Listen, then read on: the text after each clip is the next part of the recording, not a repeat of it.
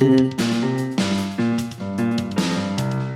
listening to Out Late with David. True stories of coming out later in life. And now here's your host, David Cotton. Hello and welcome to Out Late with David. Today's guest is David Willett. For decades, David lived what was considered a traditional life. Married for over 30 years, raised 3 children, and built a successful corporate career. But in 2009, his life took an unexpected turn when he was publicly outed as a gay man. What followed was a difficult but ultimately transformative journey towards authenticity, community, and love. David later became president of Gay Fathers of Greater Boston, helping countless men navigate coming out later in life. Today, he's living openly, married to a husband, and starting a new chapter in Palm Springs. David, welcome to Out Late with David. Thank you. Thank you for having me.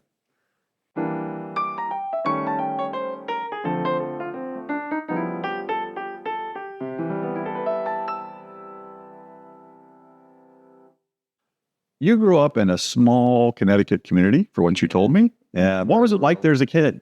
It was rural. It was, I told people it was kind of like a cross between Mayberry RFD and Petticoat Junction. We didn't have a train going through the town, but it was a small mill town, very blue collar, very few people. So it was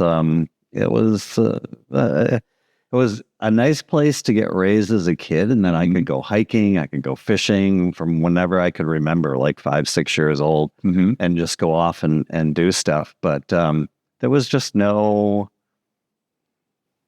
how to say it.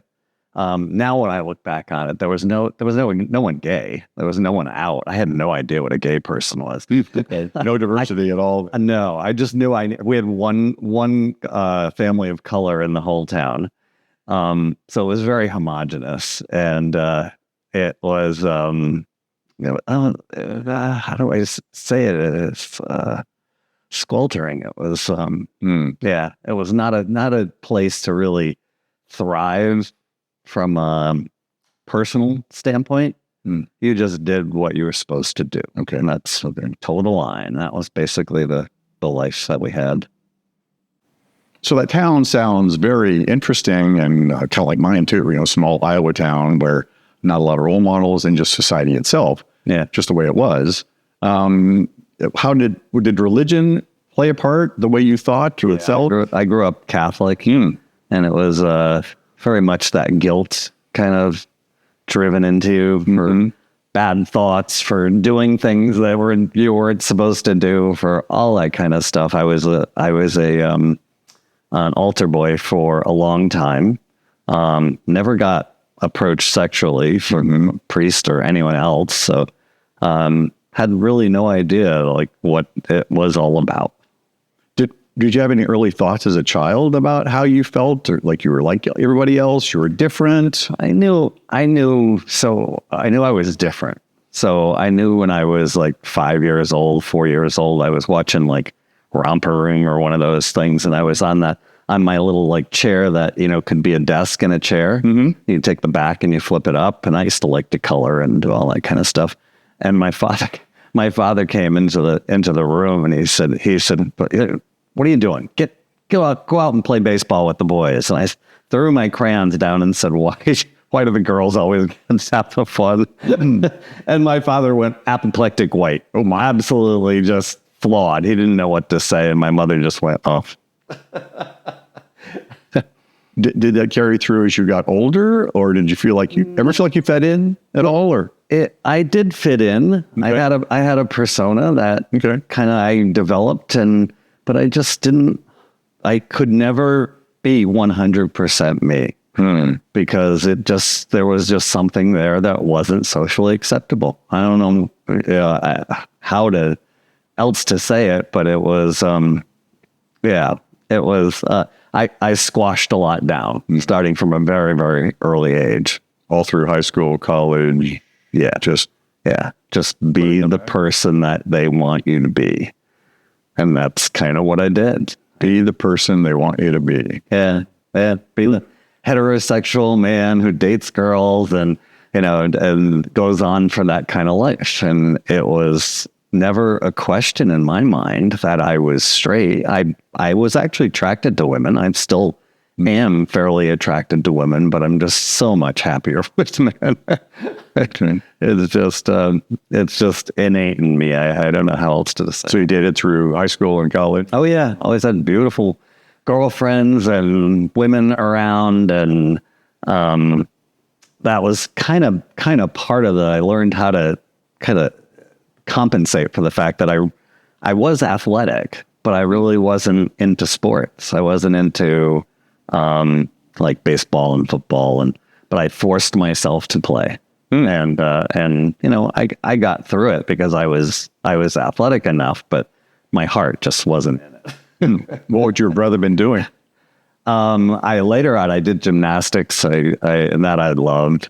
I loved swimming. I loved diving. I loved running. So once I got a little older and got into track, that was something I enjoyed. Sounds like a lot of individual sports too. Yeah. Not necessarily a team. Not necessarily a team. Although gymnastics can be team, and so can running. Mm-hmm. So it's but you still have that camaraderie, and that was all fun. So then you were married for over 30 years and you had kids. Yeah. What did that chapter look like of your life?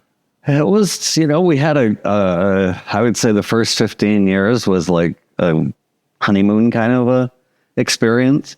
I honestly thought when I got married, it was one of the happiest days of my life, because I was like, okay, this decision is kind of behind me. I've made my bed. I'm going to lie in it.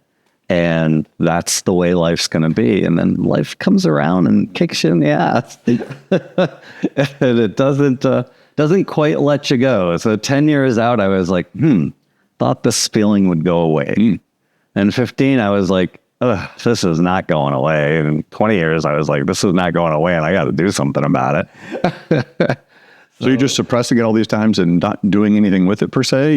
Not really. I started to, go to the rest stops and the parks, and I was a long distance runner. I actually ran the Boston Marathon at one point when I was like 40. And so, doing long distance running, you have some downtime and places that you go to drop your car off and stuff like that. So there were always these little interesting moments when you figured out that you were in a gay spot. Men here looking for men. And little choosing. Yeah.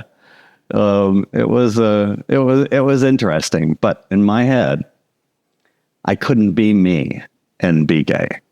There was literally a psychological divide.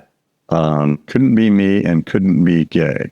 Couldn't be me and be gay. My facade wouldn't support me being gay. In my head, I would lose everything. I would lose my family, my kids, my job. I would be ostracized, and that's how severe in my head I thought the reaction to coming out was going to be. So it kept me in the marriage. My wife was a beautiful person and very, very wonderful. Great mom. Just wasn't me. It was, I don't know how else to say it, but after a while, I got to the point where I knew it wasn't going to work, and I knew something had to change. Did you have a plan to make that change during that? Nope. Nope. So what happened was, when I was running, I'd start in state park and, go do my 20 miles and stuff. And some of the kids from my son's school, one of my middle son, saw me in the park talking to people and said, "Oh, your dad's gay. We saw him in the park." I was like, "What?" So he didn't tell me. He didn't confront me. He told my wife. So in August, she confronts me. I just kind of broke down. I was like, I didn't, because I honestly did not know what to do with it. I was like, so I said, I think I'm bi, and I just broke down. And we were working things out, but she never told me who told her. She wouldn't do that. So the tension in the house got just more difficult going into Christmas. And we were usually usually the house that everybody came to. So it was odd because we just shut everything down and no, we're not doing that this year. And we just stayed with us. And kind of luckily we did, I guess. So we got to Christmas dinner and my middle son was just very volatile. Couldn't figure out what was going on with him. So we exchanged words. He went racing out of the house and I got to the door before him to stop him. And he just looked at me and yelled out, I know you're gay. I'm like, wow. So he proceeded to go out of the house. He knocked a solid wood door right off its hinges and it went screeching out of the driveway. And I turned around and my oldest son could get down to his room in the basement.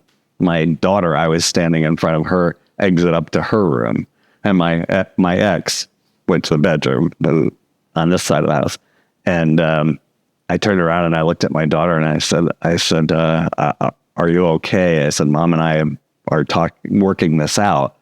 And she said, no, Dad, are you okay? And I really wanted to cry. So out of this whole thing, because I was a mess, an absolute mess, and didn't know how to proceed, didn't know what to do, didn't know anyone who was gay. So I really struggled for a good year and a half, almost 2 years, before I found the gay fathers. And it was kind of bizarre in how I found the gay fathers. So there was another person in our town, and my wife goes, he's like you. And I said, what do you mean he's like me? Tall and good looking? She goes, no, wise ass. He came out a year ago. So I made it my mission to find out how he came out. Further, him got through to the GFGB and changed my life. Oh. It really did. So after you had this family encounter, I guess. Yeah. The sons went out, one went out, one through the room, the daughter's there, the wife's in the bedroom. What was it like after that then? It was, the tension was really high. It was, I'm trying to think because I was just in such a bad place. I couldn't focus on anybody else. So the son who was involved and knocked the thing off the door, once I got to group, people are like, just give him a chance, and if you're going to talk to your kid, get him someplace where he can't leave. I think the long game too, the long game. Exactly. So get him in the car and see. And so I get him in the car and we're talking and I'm bawling and he's like, Dad, nobody gives a shit. I'm like, what do you mean nobody gives a shit? He goes, because you're gay. Nobody gives a shit. Get over it. I'm like, okay. I said, really? He said, they talk about it for 5 minutes and then it's yesterday's news. He's like, what do you care? It doesn't matter. Did he explain why he bolted out of the house and knocked the door off the hinges? He didn't. He didn't. No, that was just, I think, pent up from him knowing, telling, and then just watching us pretend like nothing's happening instead of actually dealing with it. Okay. How long was that gap between he told her? 6 months. Really? Yeah. So 6 months he's holding it. August to December. Okay. Yeah. And so I had separate conversations with each of my 3 kids. My oldest was like, Dad, it's no big deal for me. So it's not going to change anything between us. And you got to do what you got to do. And my daughter was just super, super supportive. So actually all 3 of them were in their own ways through the whole ordeal. If I'd had a plan and thought about it, this is not how I would have done it. But in hindsight, I was so set on making it work that because I'd made my bed and I was going to lie on it, that I honestly, if I hadn't been outed, I honestly think I would have stayed in the marriage till I'd died, which probably would have not been too far along because the stress was fucking killing me. Absolutely. And you said you kept it every 10 years or so, the cycle would come and get greater and greater. Yeah. And you're just going to keep doing that. Yeah. Yeah. Do you really think you would have when you reflect back, or would there have been some? Honestly think I'm not sure I would have had the courage unless I found the group and had gotten that level set on there's other people like me out there, and learning how to, which in therapy, which is one of the biggest things that I got out of this thing, was being able to give yourself a break, pat yourself on the back, just say your names. Yeah, it's just what a gift it was to get that after.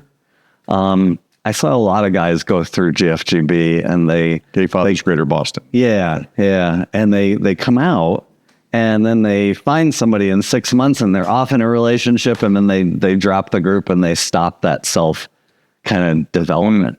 And I think it's that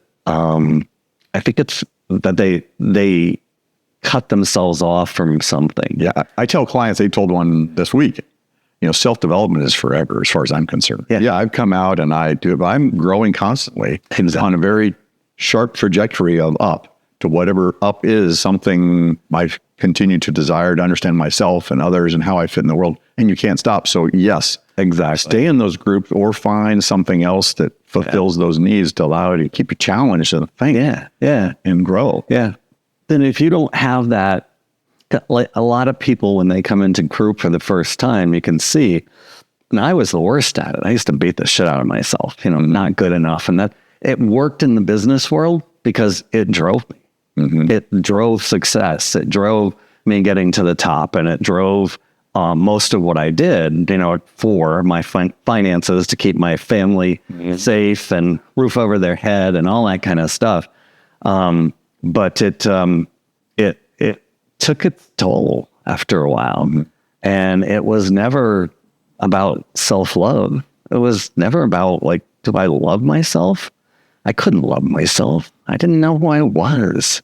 And that's the point that I think I really, really want people to understand, is just to be able to get that sense of self-love. And that I did through therapy was the biggest gift. And now I have so much more to give to my kids. And now they can see that I'm a much happier person, and they get to experience a whole different side of me. So I don't have to be the disciplinarian and the one who's always gonna be after him or anything like that. Just a total different way of parenting, which is a gift. As a life coach, I'm committed to help you discover the passions in your life and help you map a course to achieve the things you really want. Together, we will unwind those persistent self-doubts that are holding you back. You'll begin to see your passions more clearly and set achievable goals. Throughout your journey, I'll be there to challenge and encourage you in moving forward to discover your authentic self. For more information about my personal life coaching services, or to arrange a complimentary consultation, visit davidcottoncoaching.com. You're listening to Out Late with David.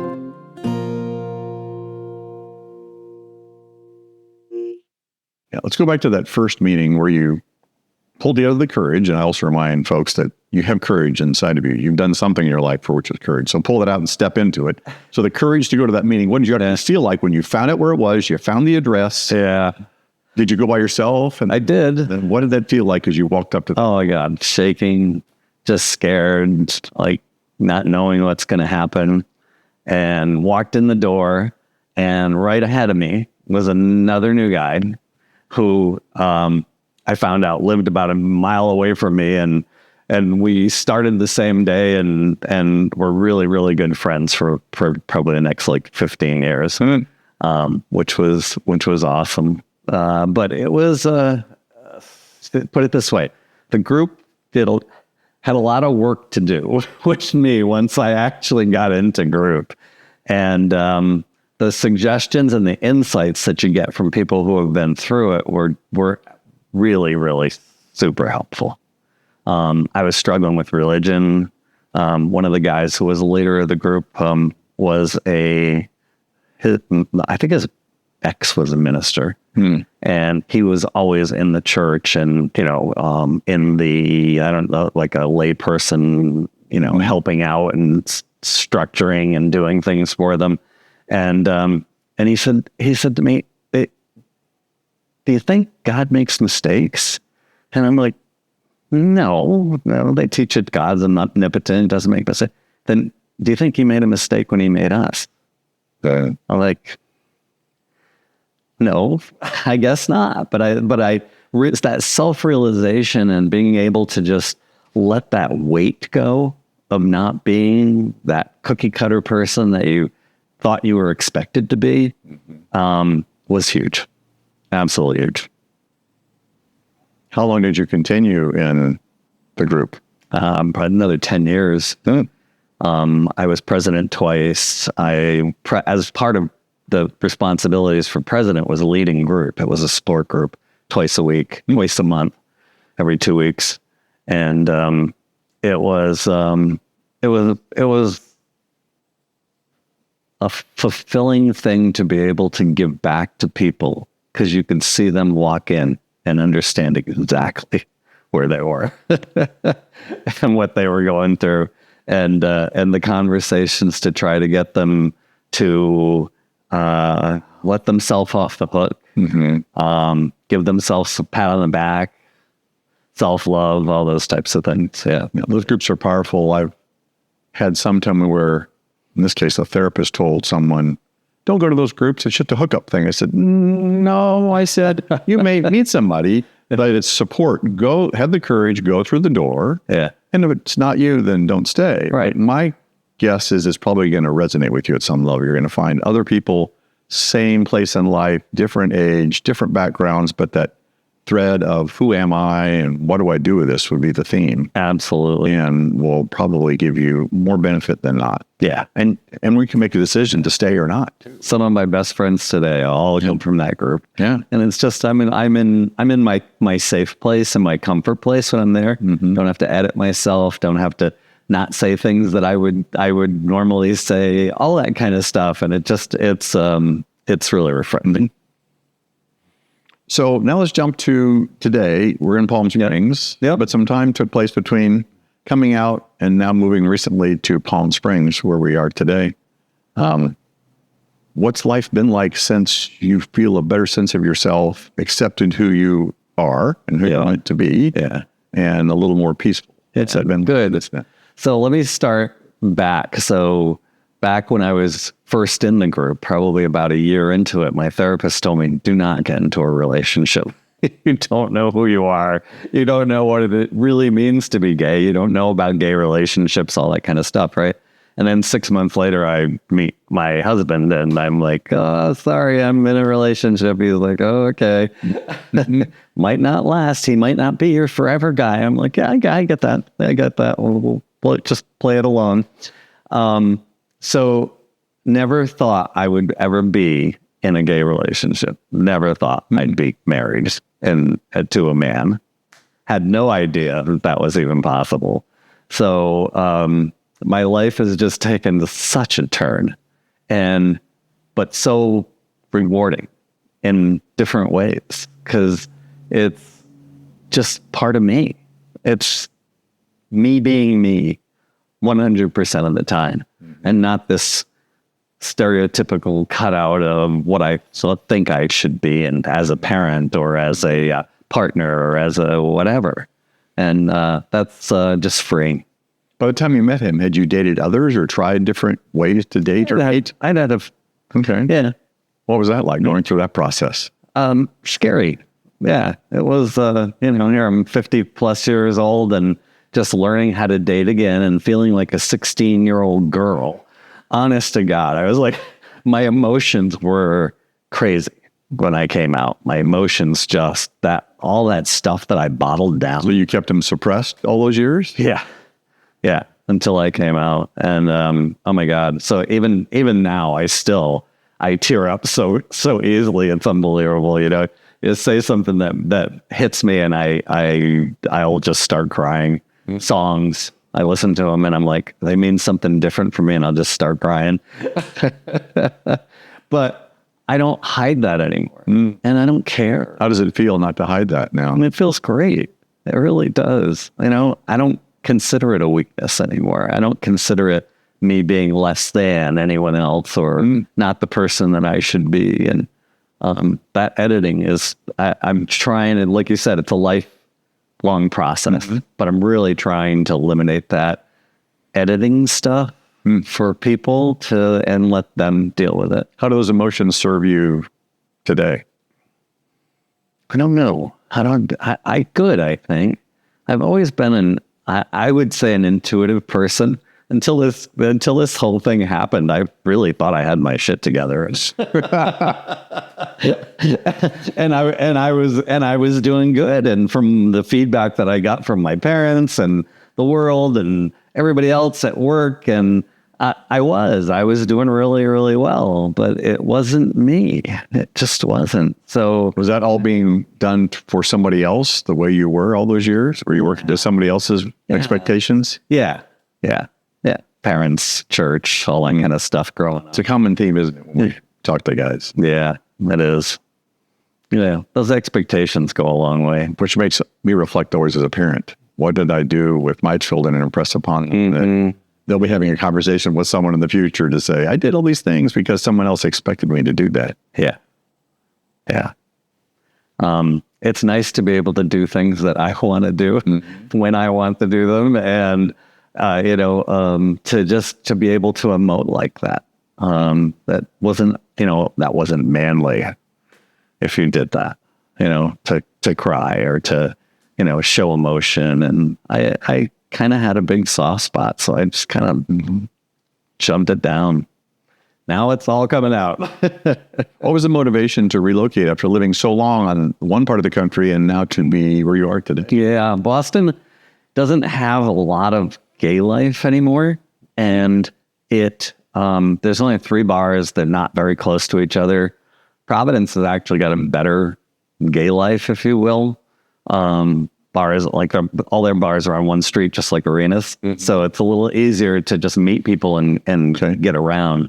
But we lived almost an hour outside of Boston, good 45 minutes. And it was just a chore to get in. And then if you go in and if you have a few drinks, then getting back out, and you're like, it was just not easy. How's it feel now that you're in this community? It's just like night and day. I mean, we have so many things to do, and I can't even do them all. And there's a lot of choices, but it's just easy. Everything's within, what do you drive, 2 or 3 miles? Yeah. And large, small town. And but there's arts, there's theater, there's clubs, there's pretty much everything you'd want when you go on vacation. I'm like, I don't want to be a 70, 80-year-old guy stuck in rural wherever, not being able to get to anything that I'd really like to do and see and be with and people I want to be with.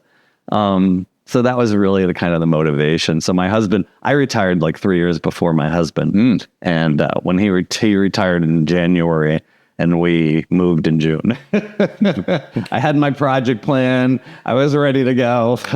Let's do it. The old you was still there. The good part was still there. Exactly. I still have the skill sets. Yeah. Oh, yeah. Well, now we're going to do something kind of fun. We call this the quick out late speed round. I'll give you a question. Just give the first thing you think of. Okay. All right. Beach or mountains? Beach. Provincetown or Palm Springs? Oh, depends on the time of year. Palm Springs overall. Okay. Favorite place you've traveled in Europe? Oh, Barcelona, I'd say. Barcelona. Okay. One city you still want to visit?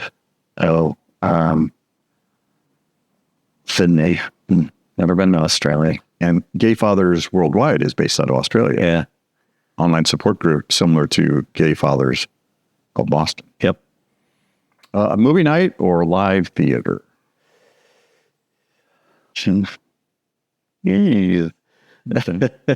One thing people are surprised to learn about you. That I was a gymnast. Good. In college. Yeah. Best advice you ever received? The same guy who told me about does God make mistakes? Told me to accept every invitation when I was coming out and just go and participate. And it was such good sound advice, because then you got involved with things and people invited you, and it just snowballed once you started to do that. I have people say, now that I'm out, now what? What do I do? I said, well, don't sit in your house. Exactly. Even if you don't drink, go hang out somewhere, restaurant, bar, runners club, bowling, find something to do to meet people face to face. Like, get off your phone, Yeah. So, that was good advice then that you took. 3 words that describe your life today. I'd say settled, happy, and adventurous. Settled, happy, and adventurous. That sounds pretty darn good. Yeah. Yeah. And you consider yourself happy and joyful then? yeah. We all have things to deal with and things to battle, but overall, so much happier. If Gay Fathers of Greater Boston had a theme song, what should it be? I'm coming out. Okay. That's really good. That's really good. Not all of them actually come out. Mm-hmm. There are some who actually go back to wives. That's too difficult. They don't want to, Or they should decide that's the best for them. There's another support group in addition to Gay Fathers Worldwide called Husbands Out to Wives. How? Yeah. And a lot of them focus on mixed orientation marriages. They desire to do that and develop agreements. Sometimes they're in a relationship with their wife and with a man. I'll have to look that one up. And Husbands Out to Wives. I've been to some of their gatherings. But some of them did. We went to like parties at a house where the wife was the one doing all kitchen stuff. And So what's the relationship like today with your former spouse and your children? Yeah, we only talk. She and I only talk when it's about the kids, and that's her rule. So you have your boundaries, and you're respecting the boundary. And she wanted an arm's length, and like if that's what she wants, so that's her choice. Kids, awesome. Okay, awesome. Yeah. My oldest son came up to me a little while ago, and he's like, dude, you're never gonna have a problem with me. And I would say for those that if there's, he's like, I have bi friends. He's like, I don't care, and I know my daughter is like phenomenal. So it's my middle son that I still worry a little bit about, because he's the one that got, I think, the brunt of it from the outing. Yeah, fractured relationships. I always advise clients think long game, long term. Yeah. In your case, you're honoring the boundaries. That's good thing to do. Yep.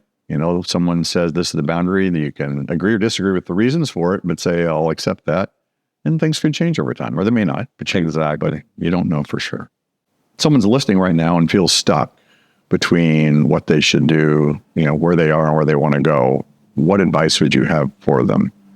I'd say to try and find either a therapist who is gay and understands what coming out means and the nuances of it, or a support group, either online or in person. If they are lucky enough to live in an area where there is an in-person support group, it's worth it, even if you can only do it a few times, just to know that there are other people out there like you, and they've been through it. In every way, shape, or form, somebody's been through the stuff that we go through. So, and they can be a huge support and help. And if you now walk up to someone at that support group, and you're there in the entry to the building, and you see that man standing there nervous to walk through for the first time, shaking. Yep. What might you walk up and whisper in his ear to him? Yeah. Or if you're in the right place. Congratulations, you're in the right place. It gets better. It does. There is a light at the end of the tunnel, and it's not New York. It's the world. It's the world. Exactly. You don't know what the destination is. Yeah. There's so much that can be revealed to you. Yeah. But you got to understand yourself. Yeah, exactly. Yeah. And people say that, I'm too old. Don't judge. Don't prejudge, because you don't know how people look at the world. And there's so many different ethnic and religious backgrounds that you can't prejudge everybody on kind of one global type of thing. I worked with men from age 29 to 84. Yeah. Broad spectrum. Yeah. Broad spectrum. Finding themselves. Anything else you'd like to share with others that we've not covered? I don't think so. I think that's it. But the self-love piece is just the thing that just was the gift that I didn't expect. When I came out, I expected, and I found the group, I expected, gay men and parties and, all that kind of stuff. And yeah, got that. But I did not expect the internal discussion and look that I had to do for the next couple of years to be able to get to where I am now. And you mean look as in self-work, look at yourself. Yeah. Why, and question, why do I think like that? Why am I so afraid of this? Why is it? Then you kind of try to peel back the onion. You're like, oh yeah, well, your parents told you, no, you don't want to be gay. The church said it was a sin. They were lobotomizing people when we were kids.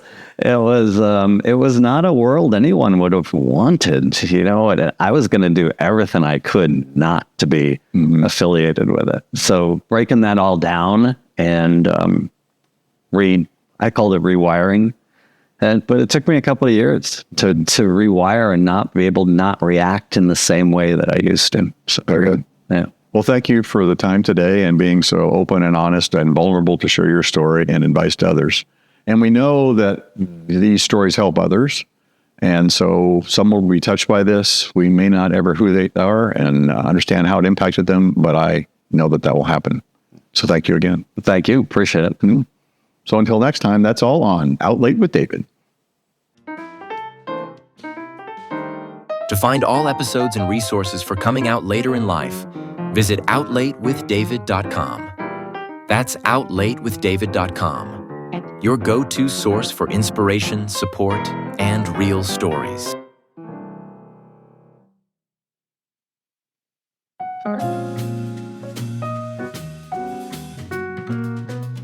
To hear more episodes, visit outlatewithdavid.com. And to learn more about personal life coaching services, go to davidcottoncoaching.com.